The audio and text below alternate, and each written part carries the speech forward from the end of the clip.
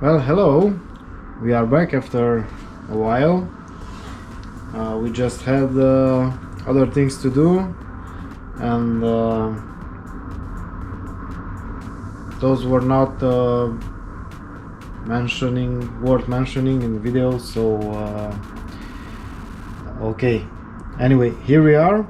We have a heater today, and this is quite interesting, and we will see what the problem is, because this is from a workshop that is quite good, and they could not solve the problem. Okay, so I see something here on the blue-white wire. Okay, so I will take back my words, it's not a good workshop. I thought it was, but clearly if they cut the insulation on this wire, it's probably because they wanted to do diagnostics on it. But this is a second generation air heater, and the diagnostics will not work, or will work very limited on the old lean interface. Okay, this is actually a CAN based control unit, and the diagnostics should be made on CAN, not on this wire. Okay, this is a D4R, which means 4 kilowatts, but recreational. Now what this recreational means is that a little bit of difference. The D4 has a slightly smaller blower wheel, and the D4R has it larger. Actually, this will replace the D4 Plus, which was the same in the first generation of Airtronics, and we have this because in this way we can connect more pipe, more ducting to the heater, and this is why anyone would choose this. But I know that where the vehicles where these are installed, I don't think they needed this heater. A simple D4 would have done the job. Okay, anyway, just for information, I think you can put about 50% more ducting to this heater than than just a simple D4. Okay, so what the workshop is telling me, that the heater is not starting. They can read out error codes. Probably they did it with this, so I'm not pretty sure what they did here. But I also assisted them through WhatsApp in a video call, and we tried to delete the errors from the EasyStart Pro controller, which is a CAN based controller, and that unit should have deleted all the errors, and the heater should have started, but it didn't.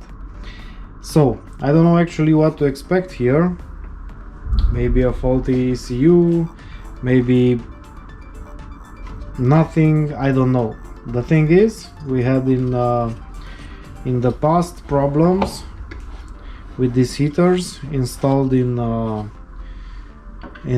exactly the same vehicles,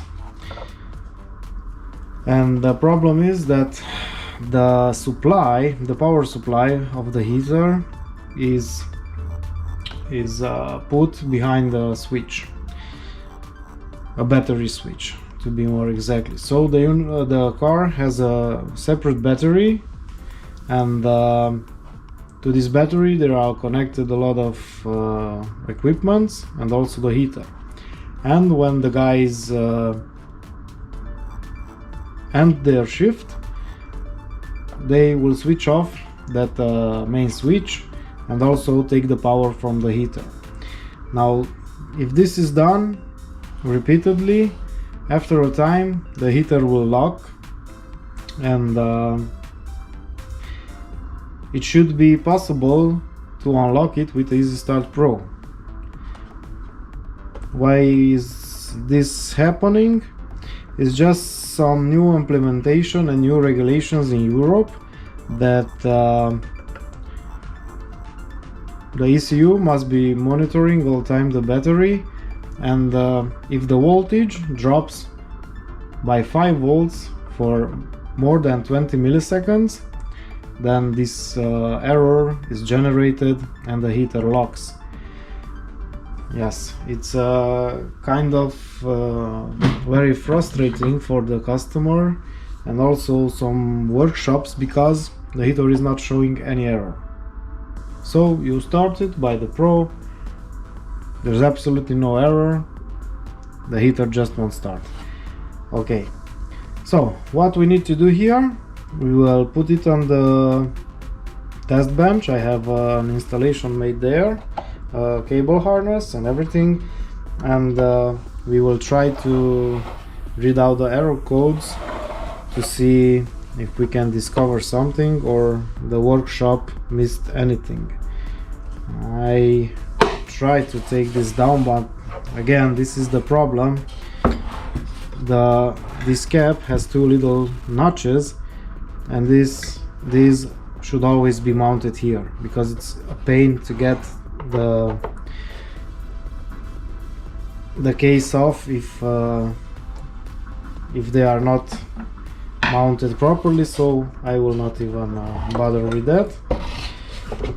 I will just put it here in the case back to its place, and we will go and do some diagnostics, and we will see after that. Yeah, a little bit of dirt, normal, I would say. Okay, so we will go out and see if we can discover something with this heater.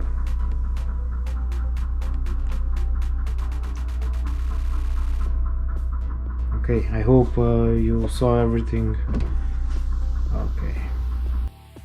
Okay, so I have mounted the unit on a test bench. I have a little test bench made just for the second generation of Airtronic. I made it a while ago, but it was just to show the unit and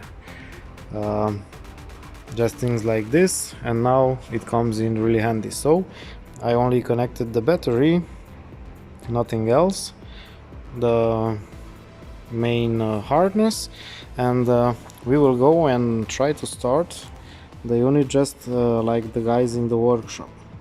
So this is the initial setup.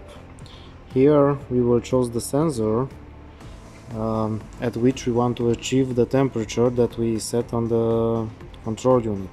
So control sensor on control unit means here, or on the air heater it means here at the intake. So we need to be careful which one we choose. If you want the set point to be achieved here where the controller is, then we should choose on the control unit, and this is what I will do now. For indication, for indicator sensor, we should choose the same one. We cannot even choose the one on the heater. Okay, so we will choose the same sensor. Offset, we don't care about it at this time. Start, so we leave everything as it is, and for us it's important to try to start the unit. Okay, it's enough for 30 minutes, and yeah, and we can see right away that the ring just lighted up for a few seconds and then it went off, and we have absolutely no errors, I think, for the user. Okay, the user can read some error codes here. Of course they are not the same, that mismatch, yes, but this was dealt with. Okay, so these are the symptoms. Should we try it on ventilation? Again, the same thing, so the unit is not doing anything. So from here there's nothing we can do anymore. We will need to connect the diagnostics and see if we can discover something with that. This is what we will use. It's the new easy scan, not edit, which the workshop tried to use here. And let's see if we can spot what's going on. So we are here at diagnostics, and we will try to figure out what's happening here. Yes, I did it wrong because I already have a water heater selected, so we will deselect this, and this will be the second generation of air heater, and this is 12 volts. Okay, so let's go to diagnostics and see if something is there. Okay, we can see what type of unit. Yes, we will go to the operating data and see if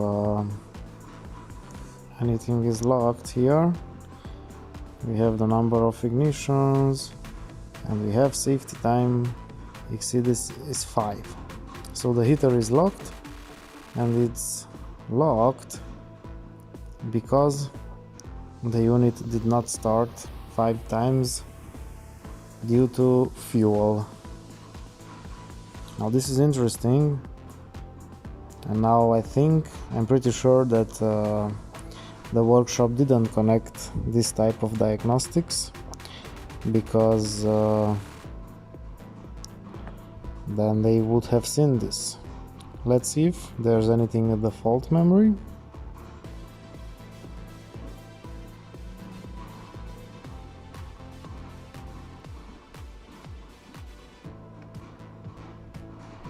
Takes a little time. Actually, maybe you can hear it, it's raining here. We've been expecting the spring for a while, but it's just not coming. Okay, so let's do a read. Nothing on active failures. Okay, let's see on stored. Okay, so again we see this watchdog reset, and this is because of the too many disconnects of the battery, but this is not a problem now. And actually we see an external temperature sensor alarm also. Okay, we will leave them like this until we do a full report. Now this function will not available to too many, because these are error codes that were deleted, and we can still read out 10 errors. And it's a good thing that we also know when this happened. We can see here at how many minutes of operation, how many glow plug activations, and so on. And should be the battery voltage. It's 12 volts. It's not ideal, but that's it.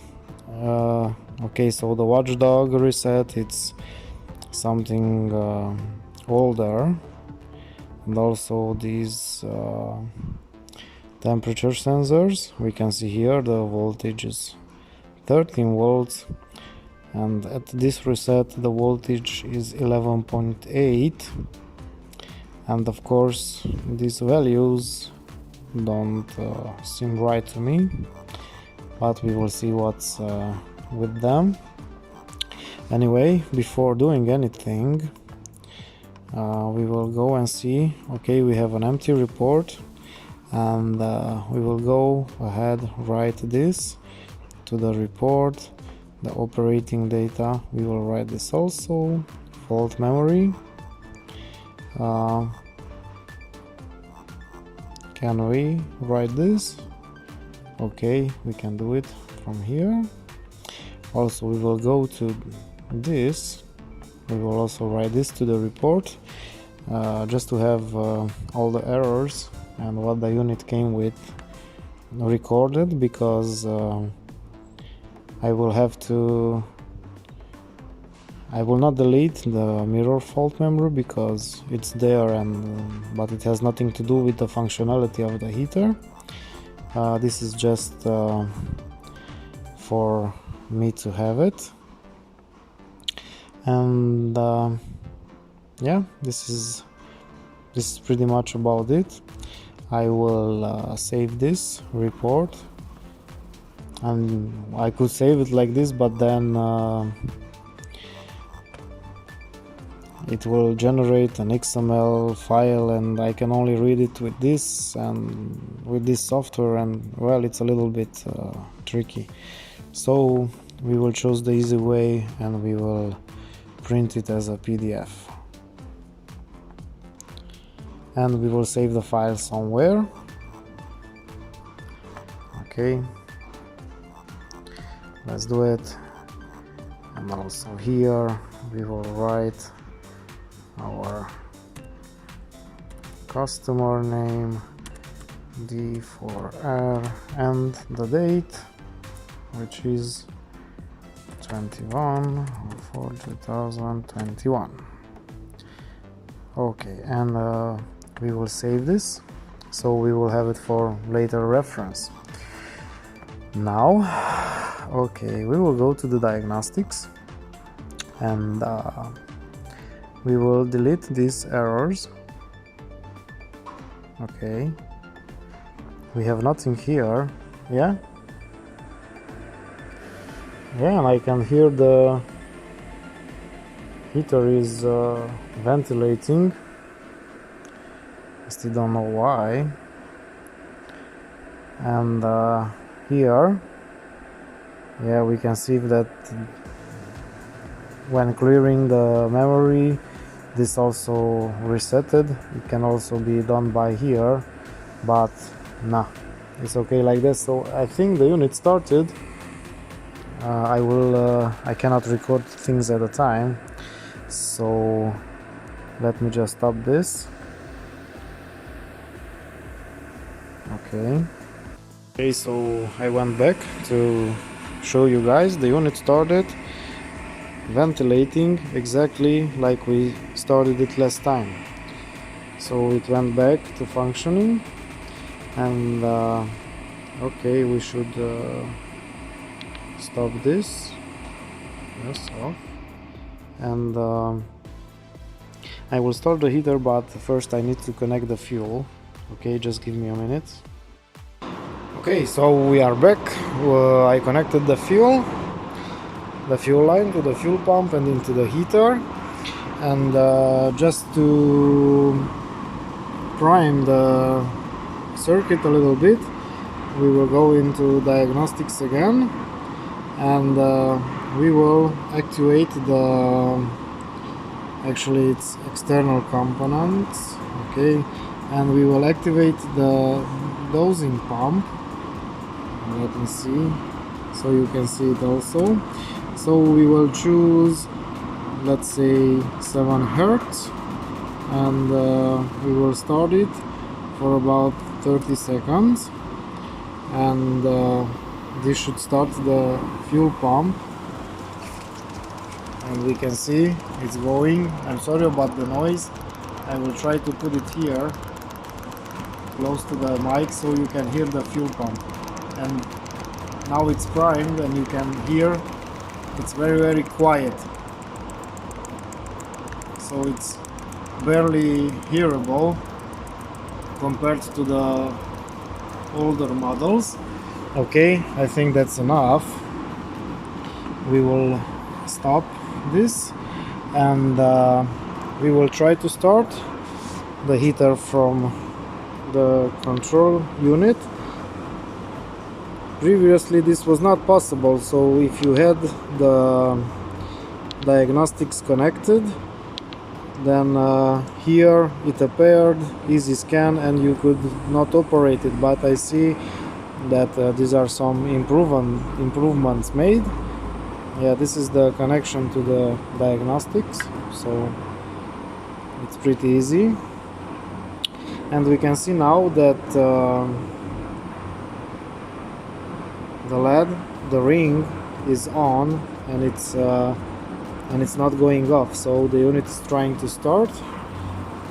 I'm sorry about the noise that the rain makes, but oh, sorry, I don't know what I did.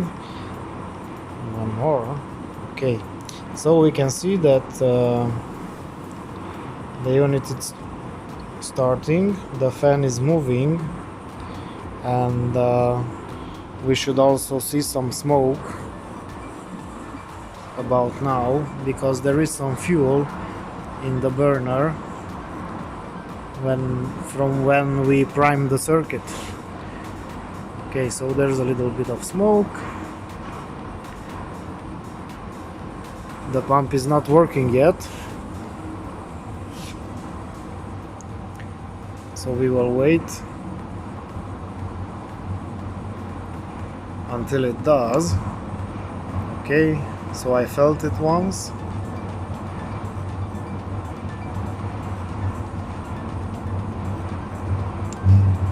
Okay, so right away that the pump started working, the unit is starting to burn. Yeah, this sound will go away after there's enough fuel in the burning chamber. Yeah, it's starting to go away. It should go away completely and only hear the burning sound.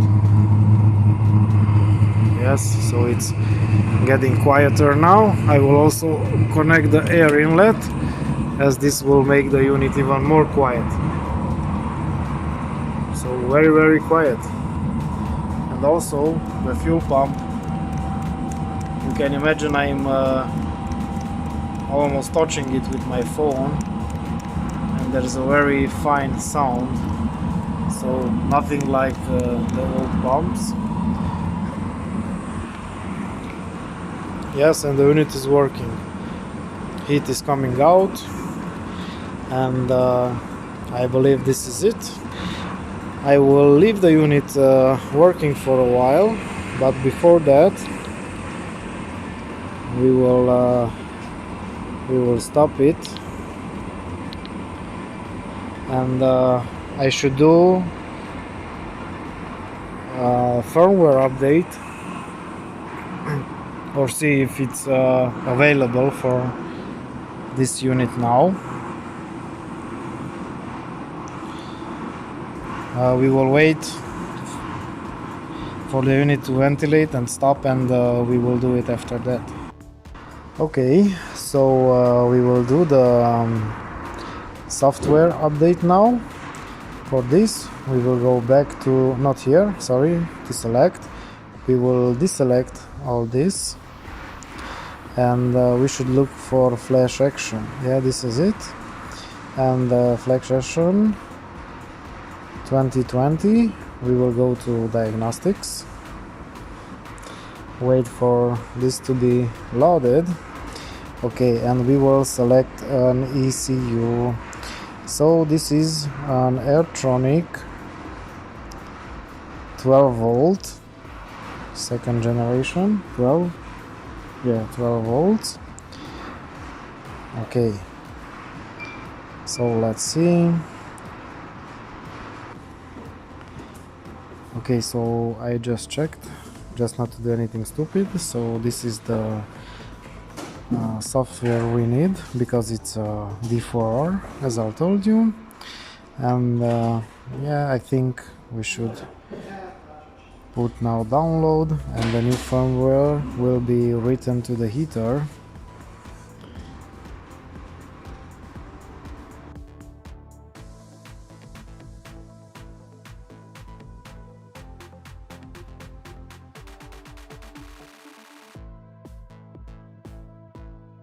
Okay, so this is done, and now we will exit from here and go back to diagnostics and see if this software will appear now instead of this.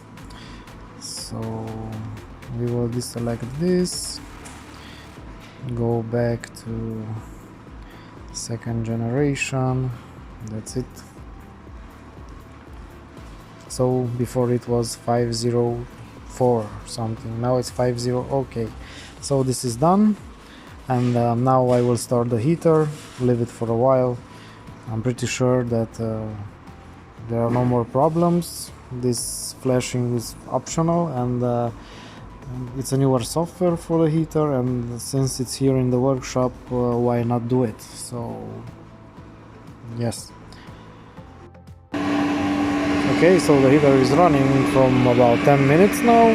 There are no problems, everything is solved. And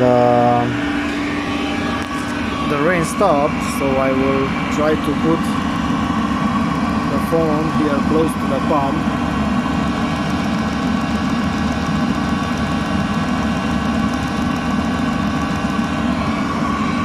I don't know if you can hear it, but this is how silent it is once it's working properly. Okay, so this is it for today.